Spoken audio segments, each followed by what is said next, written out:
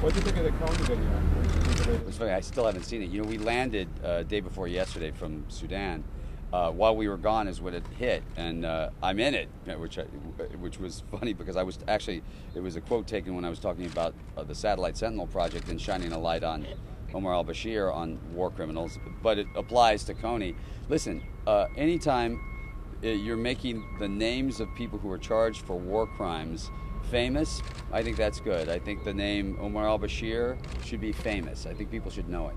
Sarah, you made the Three Kings movie, which builds support for intervention on behalf of the Shia in the south of Iraq. But subsequent, when the U.S. people and government intervened in Iraq, Hollywood walked away from that operation. Instead, it produced movies showing the U.S. military in a very bad light. If we follow your advice and get more involved in Sudan and such like, what's to say you and your friends won't walk away from us next time? Okay, well, now you've convoluted about 1 million different things, and I appreciate that. But here's the point: we're gonna leave Iraq off the table just for a second and talk about this specifically. No one here has at any point advocated any form of military involvement. None.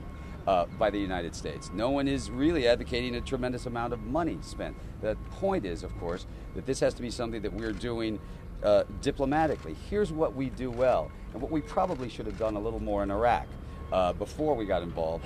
Use diplomacy. Diplomacy is what we do great. And at some point, at the end of every conflict, you're going to have to sit down in a room and talk with people. So what we're hoping to do is to get people in the room talking more right now so that we can avoid having to mop up a mess of 100 or 200 or 300,000 dead people in the next 4 or 5 months. That's what we're trying to do.